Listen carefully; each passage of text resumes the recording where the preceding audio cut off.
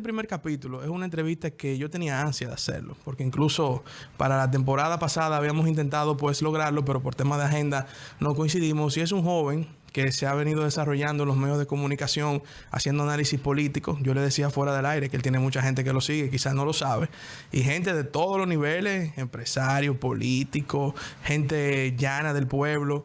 Y es mi querido amigo y un gran comunicador joven, Manuel Cruz, que nos acompaña aquí hoy en este primer capítulo de la segunda temporada de La Trinchera. Manuel, gracias por acompañarnos. Gracias a ti por la invitación. Encantadísimo de estar aquí en este espacio tan importante. Seguro muchos han escuchado tu voz, porque tus comentarios, yo diría especialmente en El Rumbo de la Mañana, que es un espacio que ustedes cumplieron un año ahora, y ustedes venían, una gran parte de ustedes, de Cachicha, de... ¿Cómo era que se llamaba el programa de la mañana? Tu Mañana. Tu Mañana.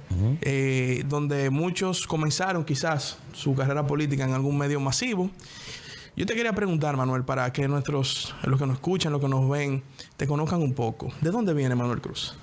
Bueno, Manuel Cruz viene de un barrio marginado, ¿sabes? Un joven que viene, digamos, de una pobreza bastante pronunciada también. Vengo de ser limpiabota, vengo de ser motoconcho.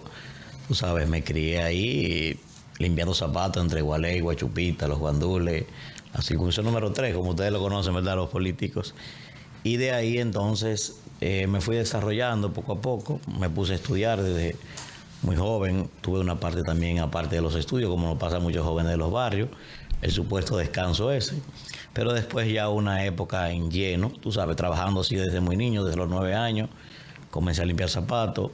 Y de ahí vengo, de esa zona, y tratando de aportar, tú sabes, desde los diferentes espacios en lo que uno se desenvuelve. O sea, tus análisis no solamente son análisis de, digamos, nada, bueno, pasó esto, un titular de un periódico, más o menos lo analizo, pero siempre tiene un componente más profundo, y eso es raro verlo en los medios dominicanos, en los medios en sentido general, pero sobre todo en los medios dominicanos, donde tenemos, con todo el respeto que le tengo a mucha gente, muchos analistas superfluos, y a algunos hasta con mucha mentira. Pero en tu caso, tú es un análisis profundo. O sea, ¿cómo a ti te nace esa curiosidad por la historia, por la política? ¿Cómo surge en ti esa inquietud? Mira, yo tengo una característica muy particular. Tú sabes, yo arranqué en los medios de comunicación ya el 9 de febrero. Voy a cumplir 8 años ya en los medios. Arranqué por Teleradio América. Después pasé al Nuevo Diario un par de años. Y cuando llegamos a Cachicha, ahí entonces es que yo primero me defino a estar todos los días en los medios de comunicación, que no quería, porque yo hacía, o hago constantemente opinión pública de análisis político en diferentes medios que me llaman. Yo tenía la idea de que eso me iba a chocar y de que la gente iba a dejar de buscar mis comentarios porque me veía, tú sabes, yo tenía esa idea equivocada. Pero ¿qué pasa? Tú sabes que yo soy académico fundamentalmente, que es mi área, tú sabes, soy profesor de Derecho, profesor de Ciencias Políticas, profesor de Relaciones Internacionales y profesor de Geopolítica. ¿Tú estudiaste Derecho? Claro. ¿Esa es tu carrera base? Yo soy abogado también, después estudié Ciencias Políticas, después estudié Geopolítica. O sea, y entonces yo decidí, identifiqué, y bueno, tengo que llegarle a varios nichos. No sé si te has fijado que yo arranco en mis comentarios con un proceso histórico y filosófico. Después entonces trato de ir a lo más social, y hay un público que le gusta mis incidencias, que es cuando yo me altero un poco y algo utilizo. O sea, yo trato de conectar con todo el público posible, y eso me ha permitido, como tú señalabas, que empresarios, gente de alto perfil, gente también de abajo, que me han hecho TikToker y me han hecho cosas. A veces me gusta mucho hacer la sátira. Me encanta eso porque primero es un nicho que no se explota en este país, y segundo, cuando puedo combinar la sátira, ¿verdad?, con algún ingrediente ya de alto nivel, eso le gusta mucho a la gente. Siempre trato de hacer eso, y hago esa combinación, primero porque entiendo que en los medios de comunicación, respetando a todos mis colegas, ¿verdad?, pienso que hay una deficiencia evidente de material profundo, de material que pueda aportar. Yo pienso que le hemos dejado, quizás, sin que eso signifique que estoy demeritando a nadie, hemos dejado que el mensaje que llegue a los jóvenes no sea solamente el mensaje tan positivo. O sea, mucho piripiropi, mucho qué sé yo qué. Entonces hay un nicho también importante que hay que educar, y yo trato también de sacar una parte de las aulas y llevarla a los medios de comunicación. Por eso hago esa simbiosis entre cosas jocosas, entre cosas profundas, pero sí. Y además, desde el primer momento, por estar en Cachicha, me generó mucho problema al principio. Cuando entramos a Cachicha, tú recuerdas que en ese momento Cachicha era una página fundamentalmente de amarillismo, como llamamos nosotros. Y a veces los tituladores ya estaban en automático. O sea, digo, yo soy un académico, no me pueden a mí, yo siempre decía modo de chance, digo, yo no soy cachichero. Entonces, eso me costó mucho trabajo y por eso desde el principio que me afiancé en los medios he querido tener un elemento diferenciador en esa parte. Me gusta hacer análisis profundo, lamentablemente, por el tema de tiempo que uno tiene en los medios, por el enganche, tú sabes, con el tema de redes, uno no puede abundar mucho más y por eso he diseñado otros proyectos ya para algo más profundo.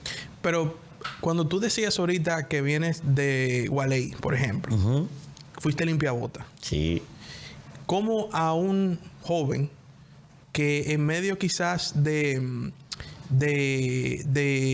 la pobreza y de ver quizás gente quizás volviéndose rico un día para otro haciendo lo malo, cómo a ti te nace esa inquietud? Porque eso es bueno que la gente sepa y vea.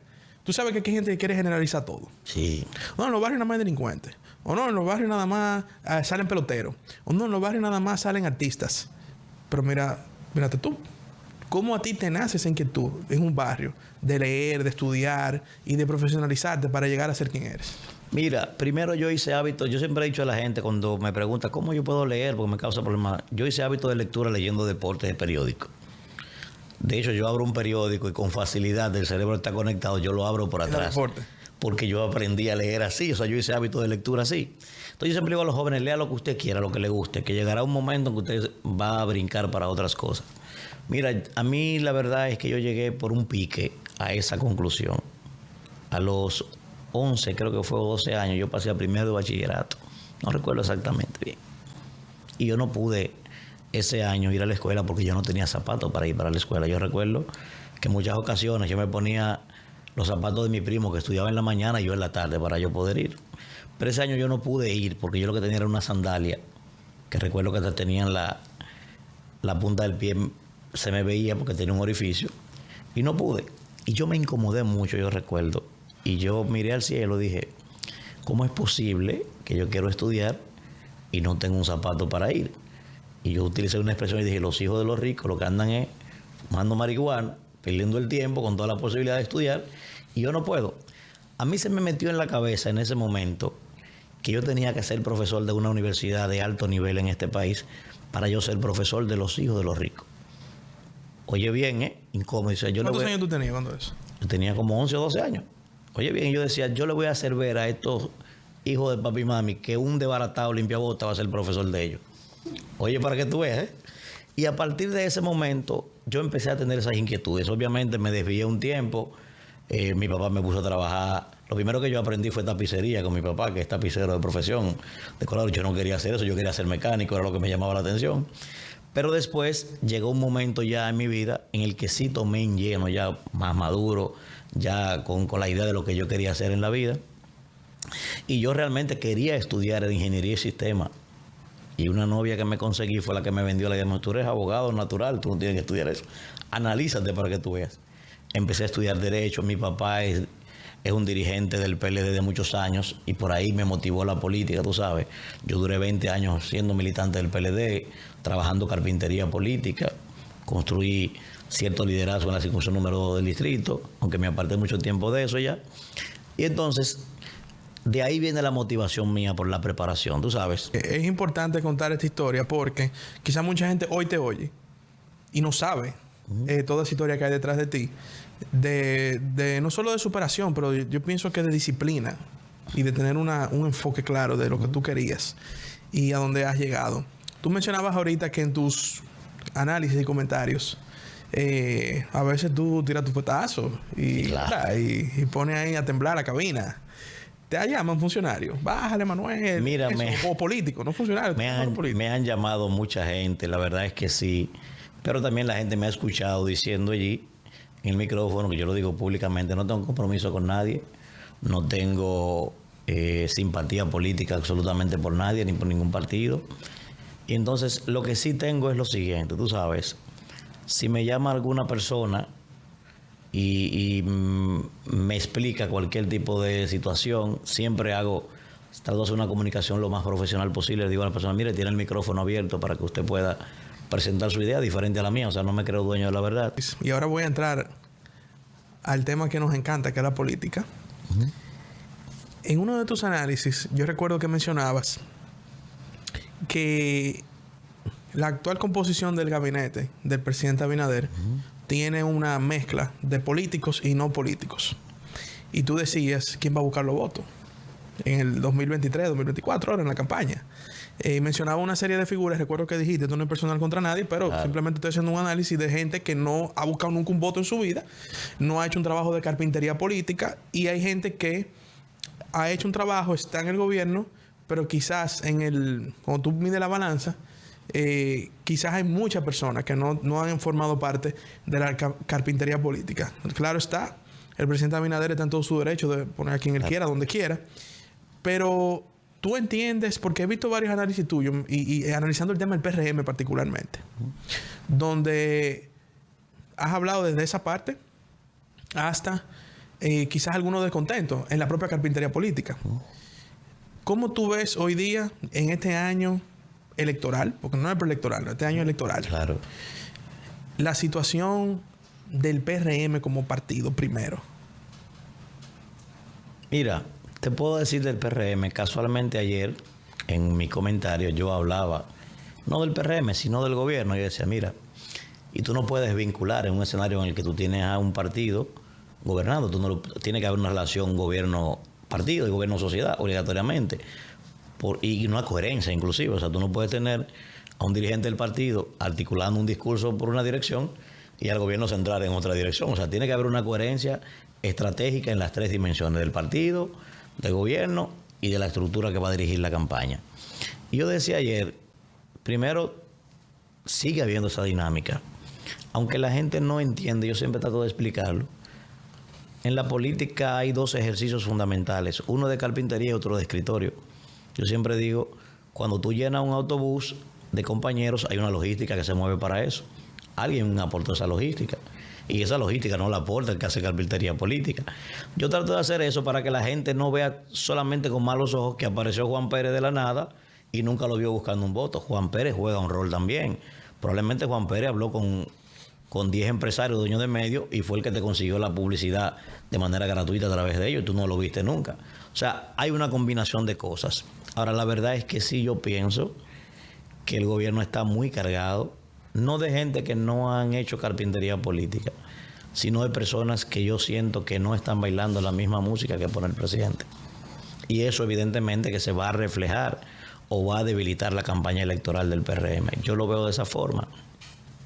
Y yo decía ayer, por ejemplo, que como tienen esas características, yo siento que a gran parte de las políticas públicas del gobierno le falta un componente sociológico.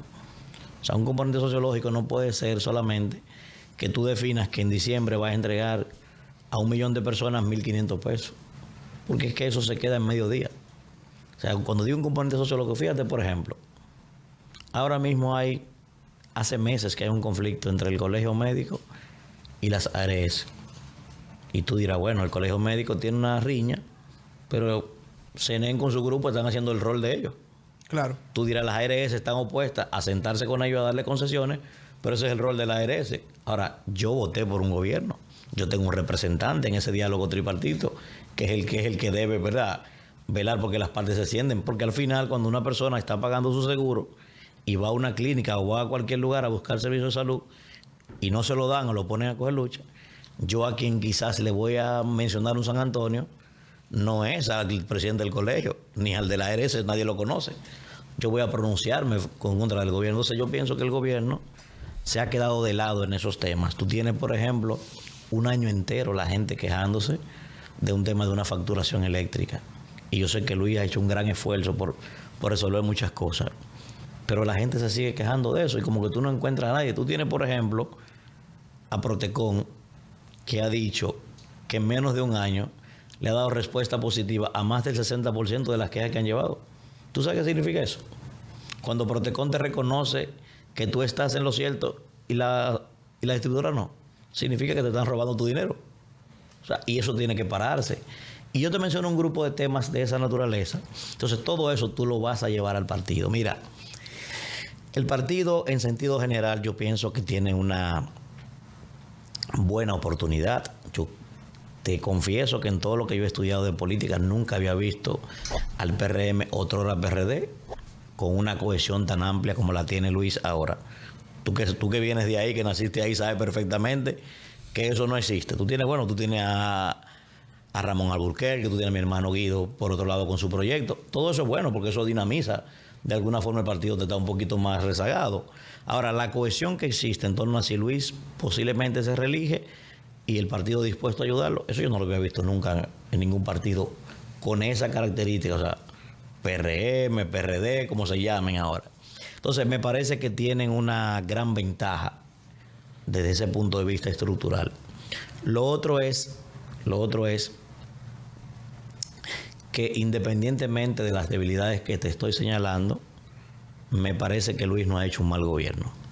Yo siempre he dicho, me parece una exageración decir que Luis Abinader ha hecho un gobierno histórico, como tú escuchas gente en el gobierno. No es una cosa histórica, yo digo, ese está de aloperidol, yo digo.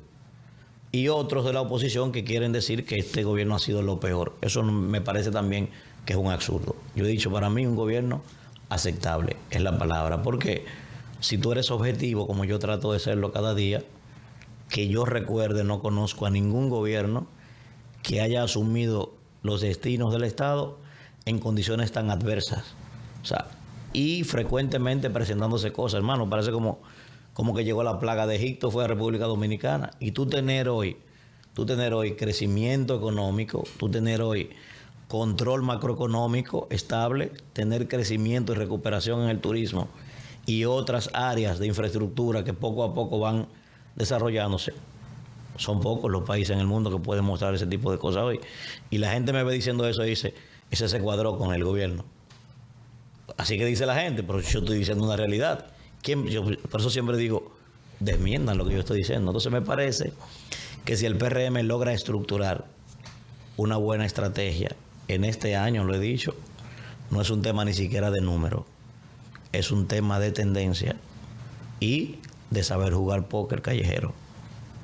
El que sepa articular esos dos elementos, generar una tendencia virtuosa y jugar póker como lo ha estado haciendo Hipólito Mejía, yo pienso que puede sacar mayor provecho de cara ya a cuando las elecciones se polaricen. Explícame eso último, de póker callejero y Hipólito Mejía. Porque no me tires eso y te quedes mira, así tú estás loco, así no. Mira. No, espérate, así no. Mira, mucha gente me ha preguntado, ¿qué busca Hipólito Mejía reunido con Danilo Medina? Son socios, son qué sé yo qué, son dos dañinos. La gente ha dicho de todo. Pero yo trato siempre de sentarme en frío, tú sabes. Siempre he dicho, la pasión es para la cama. Esa es mi filosofía. La pasión no puede entrar en la política. Hay una realidad que es insoslayable. Primero, que Hipólito busca cosas en el gobierno, aparte de la que ya tiene, y Danilo busca preservar cosas también. Porque para nadie es un secreto que el PLD y la Fuerza del Pueblo comparten un nicho electoral que es el mismo. Todo el mundo sabe que en este país, Orlando, el líder real de este país se llama Presupuesto Nacional. Yo he dicho que aquí hay miembros del PRD, miembros del PRM, miembros del PRCC, miembros del PLD y la mayoría miembros del QLD. ¿Cómo es? Del QLD. El QLD. El QLD. Ese es el partido que es líder en el país, de verdad. Entonces, tú sabes perfectamente que si en el caso hipotético de que Leonel tuviese que ser apoyado por el PLD y en el caso hipotético se convirtiera en presidente en el 24, desde que él cumpla con esa cuota y nombre a esa gente, tú sabes lo que va a pasar. Va a bailarle, como dicen popularmente, ¿verdad? Uno no va a quedar, entonces va a succionar, a terminar de succionar al PLD y viceversa. Si fuera Leonel que tuviese que apoyar a Abel Martínez y a Abel Gana, va a pasar lo mismo, se va a quedar un grupo de personas al lado de Leonel, sí, porque Leonel tiene otra característica en su liderazgo, ¿verdad? Académico, intelectual, etcétera. Pero la gran mayoría que hace carpintería política se va a ir por sus beneficios particulares. Entonces, ante esa realidad, aunque a muchos les parezca incómodo, lo más conveniente para el PLD es una alianza municipal con el PRM. Conveniente, yo no sé si es bueno o si es malo, ni me interesa eso ahora. ¿Por qué? ¿Le conviene, tú dices, al PLD? Al PLD. ¿Y al PRM? Pues voy a explicarlo ahora, espérate. Entonces, ¿por qué? Porque si el PLD logra llegar a las municipales y sacar una gran cantidad de alcaldes, de regidores, de vicealcaldes, y mañana tiene que pactar con la fuerza del pueblo en una segunda vuelta, una posible segunda vuelta, pues yo siendo alcalde o yo siendo regidor, yo no tengo necesidad de irme del PLD para buscar un empleo con él, estoy asegurado por 4 años. Y el partido se fortalece y se mantiene la institución. Y Danilo se beneficia, se cobija de esa sombra, que es lo que busca en esencia, ¿verdad? Entonces, en el caso de Hipólito, primero, si el PRM logra pactar las municipales, que evidentemente, aunque no son necesariamente un reflejo de lo que va a pasar en mayo, pero inciden mucho. Pero inciden, claro que sí, por varias razones. Primero, por el pragmatismo político, ¿verdad? Esos alcaldes nuevos y los regidores van a entrar en abril, 24 de abril. Un presupuesto prácticamente nuevo. Van a nombrar gente a diestra y siniestra para resolver sus problemas. Van a dar obras inmediatamente y tú puedes captar un gran nicho de gente que está rezagado, que no estaba en eso. Además, el tema de la percepción es muy importante en política.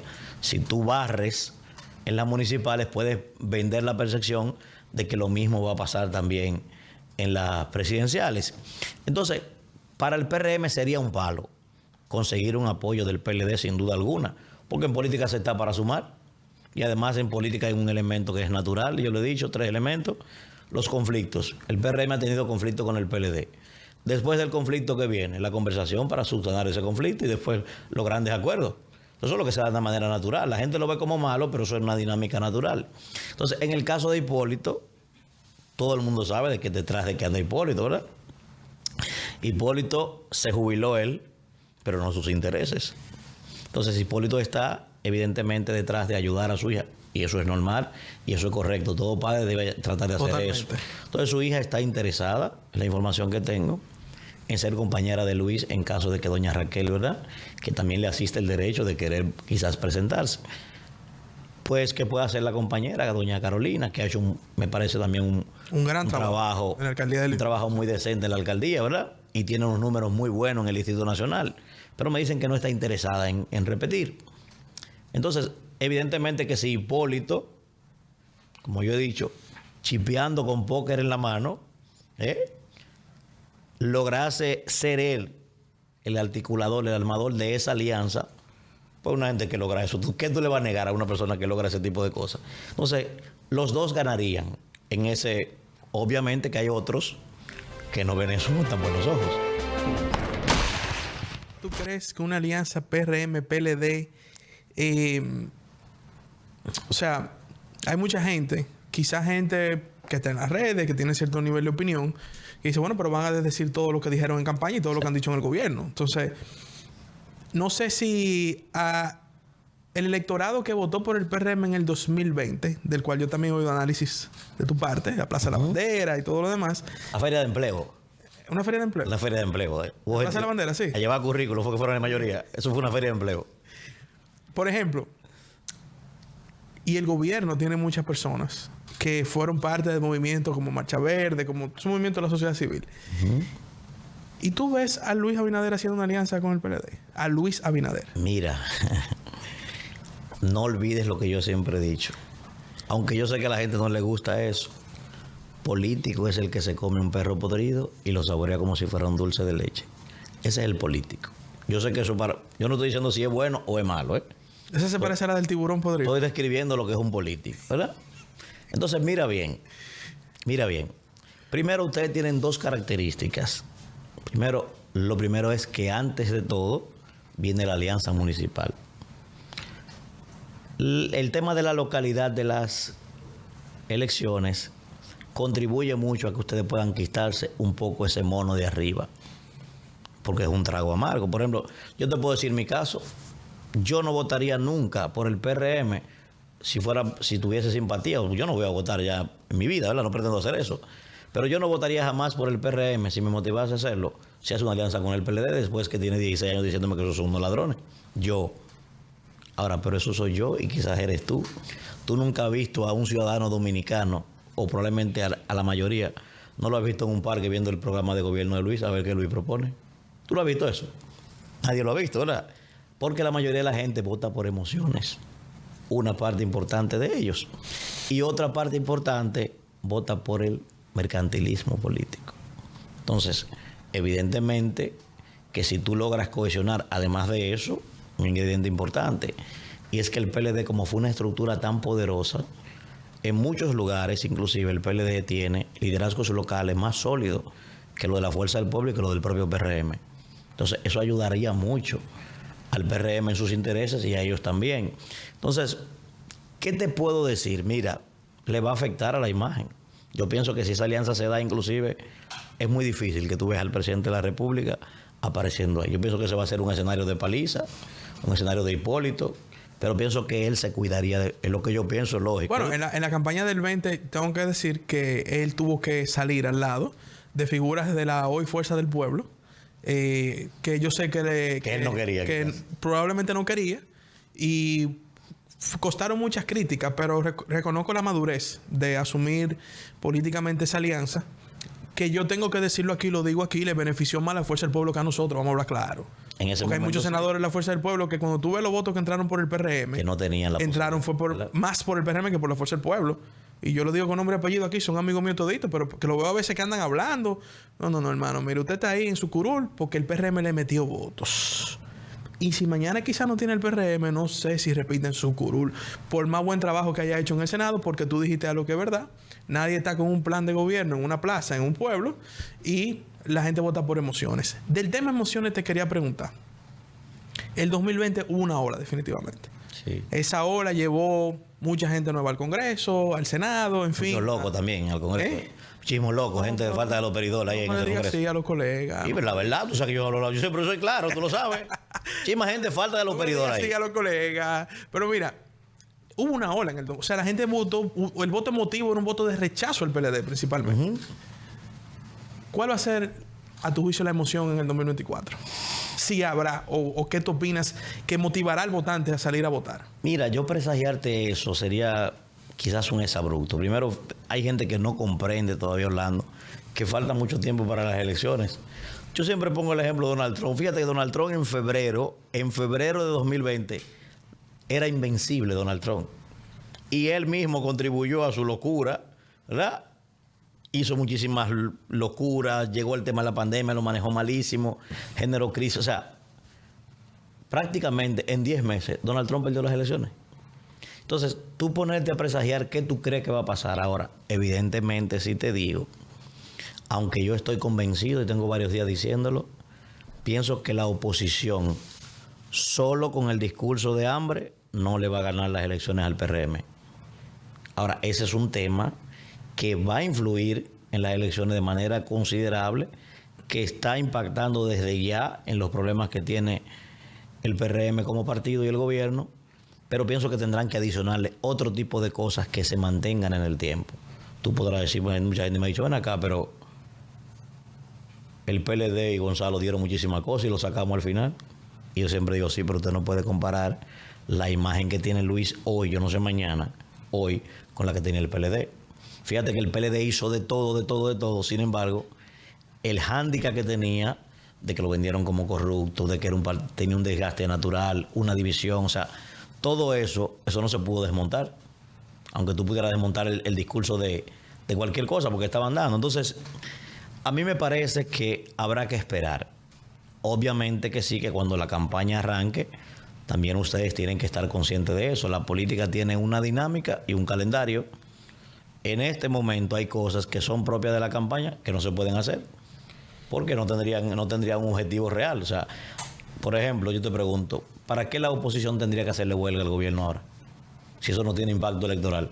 Si mañana el gobierno puede tomar una medida y eso caerse. O sea, hay elementos que se utilizan en campañas negativas, campañas sucias, de todo, que es propio ya de una campaña electoral abierta que ahora no es necesario. Entonces, pero sí en este momento lo que más está afectando el tema emocional de la gente, primero, esos temas sociales que yo he descrito. Y segundo, algunos elementos que antes se criticaban que era propio de las banderas de ustedes y hoy ustedes lo han ido a replicar al Congreso. Los préstamos, algunos popis del gobierno que se han pasado de contento y se le ha tratado con un cariño diferente a otros de color morenito y de este tipo de cosas. O sea, todo ese tipo de cosas la gente lo está mirando. Y además, pienso que la mayor dificultad que va a tener el presidente, yo se lo advertí, él no me hizo caso, pero pienso que aunque no sea en este gobierno, pudiera ser 20 años que se dé eso, Luis va a cargar con un peso pesado en su trayectoria política, en su legado, y es ese tema de esos fideicomisos. Mire, yo lo he dicho públicamente. ¿Pero por qué? Sí, es que, mira... El fideicomiso es un vehículo... Sí, oye bien. Mundial, es un vehículo histórico, lo primero. Escucha bien, mira, yo he dicho, los fideicomisos son un instrumento del siglo XXI que ninguna nación del mundo se puede dar el lujo de no tener. Es digamos, una carreta viable por la que el Estado o los estados tratan de desarrollar políticas públicas en alianza con el sector privado. Eso es indiscutible, ¿eh? Eso no es malo. Ahora, en las formas y con las características que tienen esos contratos, mi hermano, eso va a terminar, oye bien, eso va a terminar primero convertido en una AFP y probablemente al final del proceso estemos viendo quizás algo muy parecido a lo que hizo Colón aquí en América. Y no porque yo tenga esa idea, Orlando, no, yo lo he dicho, no es por mí, es la historia que está ahí. O sea, es la historia que está ahí, hermano. O sea, y además de eso, yo te voy a decir algo. Yo estoy total y absolutamente en contra, y tengo la semana entera diciéndolo. Yo estoy total y absolutamente en contra de que las alianzas público-privadas se hagan con el sector privado para entregarle lo que tenemos. Yo sí promuevo alianzas público-privadas. Ahora que tú pongas una inversión, te buscamos unos terrenos, te buscamos las facilidades de las exenciones, te buscamos el personal técnico, tú desarrollas el proyecto, te damos 20 o 25 años para que tú saques tus ganancias y después eso pase al Estado. Pero acuérdate que así que la ley lo dice así. Lo que tú estás diciendo, así que lo dice la ley. Oye bien, ¿eh? Acuérdate que al final de la concesión, porque vamos a llamarlo así, sí, pero eso se queda con el Estado. Pero sí, pero eso es una modalidad. Ahora, lo que estamos viendo es que también hay intenciones de entregar cosas que ya existen para que se beneficie quién. Yo ¿De mis impuestos? No. Yo ahí no estoy de acuerdo contigo. Oh. Y tengo que decirte que lo primero es que alianza público-privada, tuve la oportunidad de entrevistar a Sigmund Freud. Aquí lo entrevistamos en la temporada pasada y en Líderes lo entrevisté ahora el pasado domingo. Este es el año que se va a materializar. Se puso guapo conmigo también, ese es uno de los que se puso guapo conmigo. No, pero vamos a sentarnos con Sigmund. Sigmund es mi hermano y tú eres mi hermano. Nos sentamos ahí tranquilos.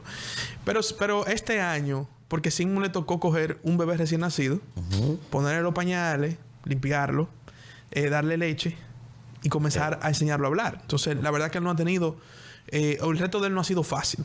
Me provocaste. ¿Por qué? Para tener que coger una recta así. Espérate. No, yo te la cojo, espérate. Y te la bateo, espérate. Yo te pregunto, para que tú tengas para hacerte una preguntita. ¿Cómo es posible que ustedes tienen el mejor técnico en energía que existe en este país, Ramón Alburquerque, y tenga que estar Punta Catalina en manos de empresarios? ¿Por qué motivo? Yo soy de lo que pienso. Eso está hecho de nosotros. Pero yo soy de lo que pienso de que a don Ramón, y tengo entendido que a él le ofrecieron esa posición. Tengo esa información. ¿Tú entiendes? O sea, pero tengo esa información que se le ofrecieron. Esa empresa es de nosotros, Manuel, y genera recursos. Sí, pero tengo entendido, Manuel, que se le ofrecieron una posición a Ramón Alburquerque. Tengo entendido eso. Yo te voy a decir fuera del aire. No, pues tú puedes decirlo aquí, pero tengo entendido eso. Ahora, ¿qué es lo que yo te digo? En la ley de alianza público-privada, el Estado no debe poner un peso en un proyecto de alianza público-privada. Sí, como tú dices, puede dar un terreno, por ponerte en caso de un proyecto o inmobiliario, de alguna estructura, o algún tipo de intangible que el Estado, digamos, que jurídicamente sea del Estado. En cuanto a los fideicomisos, mira, hay dos temas. Primero, yo pienso que es un vehículo moderno. Te repito, es un vehículo que no viene de ahora. Tú que eres un hombre que es conocedor de la historia, eso viene de la antigua Roma, pero sí hay dos temas. Yo pienso que el Estado necesita vehículos ágiles para ejecución de proyectos, porque este es un gobierno que, yo tengo que decirlo, en su mayoría respeta la ley de compra. Porque antes era muy bueno. Arranca y después vemos cómo te sacamos un contrato. Arranca y después vemos cómo lo adjudicamos. Aquí parte de la crítica que se le hace al gobierno es que a veces son lentos en alguna cosa, pero eso es porque se respeta la transparencia.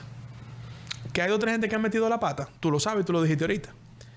Tengo un listado de gente que está en eso. Pero, espérate, porque yo tengo otra pregunta. Pero yo sí espero también, a propósito de algún comentario, que la nueva ley de compra que se ha sometido sea más flexible y no tan burocrática, porque la burocracia es lo que crea la corrupción en el tema de compra. Pero eso es otro tema que podemos hablar después. Te voy a hacer una pregunta. Te voy a tirar una recta, ¿ves? Ok. Para Manuel Cruz, los 5 mejores funcionarios del gobierno. Los 5 mejores funcionarios del gobierno, ¿tú los quieres por eficiencia o tú los quieres por bulla? No, para yo ti. conozco Para Manuel, yo conozco gente que hace más bulla que lo que ha no, hecho. Para Manuel Cruz. Mira, primero para tú buscar un funcionario tienes que buscarlo en el contexto. Porque si tú tienes, por ejemplo, una dinámica económica que se está cayendo a pedazos y tú logras que un funcionario que no lo conoce nadie te mantenga, por ejemplo, como el caso de Luis Valdés, las recaudaciones, te la mantenga estable, tú dices, pero el hombre es exitoso y nadie lo conoce. Es un buen funcionario, ¿verdad? Porque las recaudaciones no se han caído. Sin embargo, nadie sabe quién es él. Pero me parece que sin duda alguna, para mí, ¿verdad? De los mejores funcionarios, yo los destaqué en mi Twitter, hice un renglón, tanto en el área municipal como en el área congresual y todo eso. Dije, para mí, en el año 2022, me parece que el funcionario más eficiente, sin duda, para mí, que lo fue David Collado. O sea, tú tener un país que viene de una debacle económica, una sindemia, como vivimos, tanto económica como de salud, y tú no solo recuperar el turismo, elemento importante de nuestra economía, sino que además agregarle unos punticos más en términos históricos, me parece que eso lo catapultó a él como el funcionario más eficiente del año 2022. Aunque poca gente, ¿verdad?, dimensiona lo que ha significado el trabajo que ha hecho de Línea Ascensión en el Ministerio de Obras Públicas. Este año, óyeme, no habrá oye bien, no habrá un funcionario en este país, en este año, uno no habrá, que sea de mayor rendimiento que de Línea Ascensión. ¿Por qué? Porque todas las obras gigantescas que iniciaron, este año es que se van a inaugurar, la mayoría de ellas. Por ejemplo, el 29 van a inaugurar la circunvalación de Asua. ¿Tú sabes lo que significa esa obra para este país? Acaban de inaugurar ahora mismo en Puerto Plata una obra importantísima también en Isabel. Entonces, me parece también que un funcionario calladito, sin hacer mucho ruido, que ha hecho su trabajo, por ejemplo, yo lo vi, me lo enseñó, más de 200 obras está desarrollando. Oye bien, Ángel de la Cruz, en la comisión presidencial, me dicen, él me lo dijo, yo no lo sabía, te lo digo de verdad, que en el caso de Wellington Arnaud está desarrollando un excelente trabajo también allí. Me dice que está desarrollando más de 200 obras, yo no lo sabía. En materia congresual, yo dije que para mí el senador más productivo que ha tenido, o el congresista más productivo que tuvo el año 2022, para mí lo fue mi amigo Franklin Rodríguez, ¿verdad? Un hombre que vive constantemente depositando proyectos. Yo sé que él compite con Félix, porque Félix también es un senador que vive depositando proyectos en el Congreso.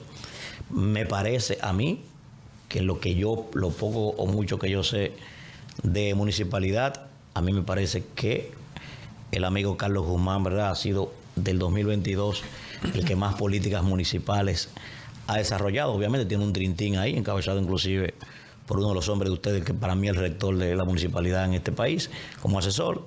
Y entonces, pero, ¿verdad?, en el caso de el amigo Yayo y el amigo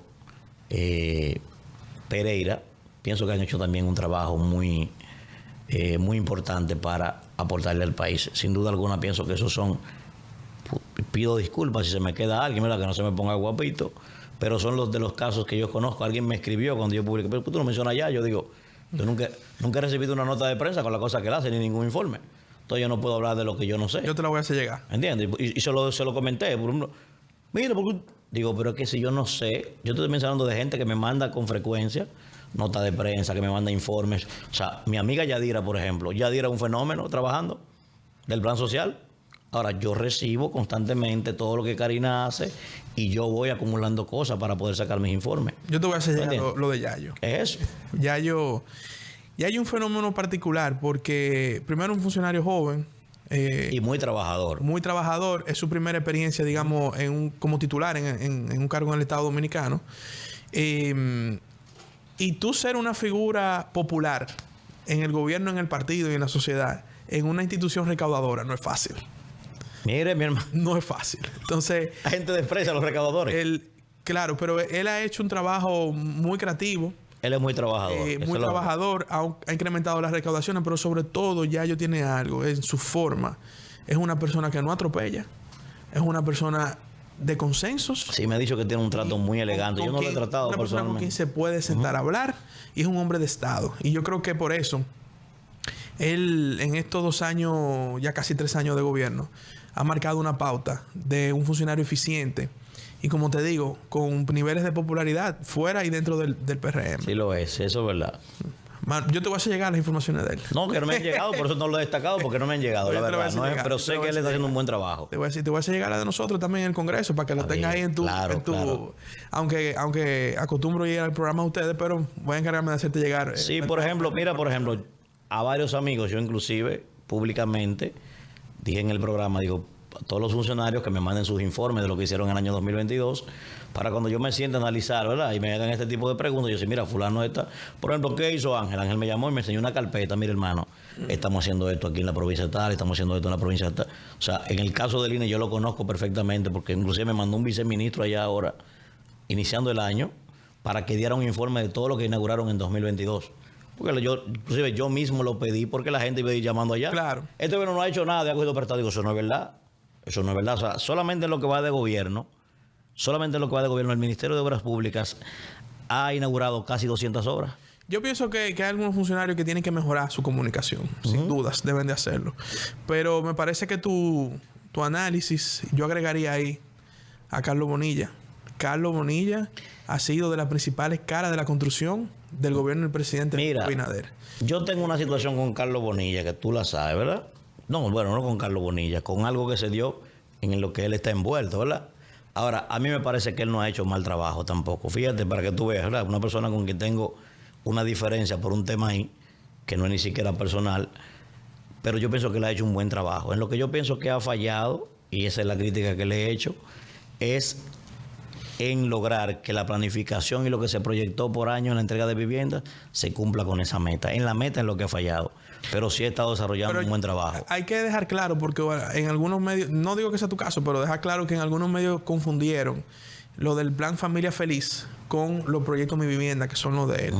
Pero Carlos, en una institución que dio un upgrade al ministerio, yo pienso que ha sido, para mí, la cara de la construcción en el gobierno del presidente Abinader ha sido Carlos Bonilla. Y comparto tu pensamiento de los otros funcionarios.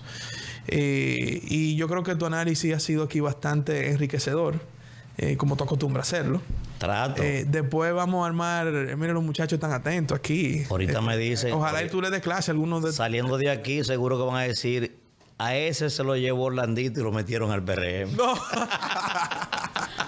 No. Aquí hemos hecho un análisis bien objetivo. En tus análisis no hemos puesto de que censura, de que no hable. No. Aquí el micrófono es abierto. Y de verdad que te agradezco por haber venido. Como dije al inicio, era una entrevista que tenía tiempo que quería hacerla. Cuando yo veo que los muchachos están atentos, quiere decir que el invitado es bueno. Gracias a Dios ha pasado aquí con la mayoría de los invitados, pero en tu caso, te reitero mi admiración, tu gran talento, tu preparación, y ojalá en muchos medios tener más comunicadores como tú. Gracias. Que con un micrófono abierto emiten una opinión responsable, pero también con profundidad histórica y filosófica, que nos falta mucho a esta sociedad con eso. Gracias, hermano, por la invitación. Estamos a las órdenes, de verdad, para mí un privilegio haber formado parte de este primer capítulo, ¿verdad?, de esta segunda temporada. Yo encantadísimo. No, gracias, Manuel. Señores, a ustedes recuerden suscribirse a la página de Falla Media en YouTube. Recuerden seguirnos en Spotify, en Apple Podcasts, y atentos a los próximos episodios de La Trinchera. Hasta la próxima.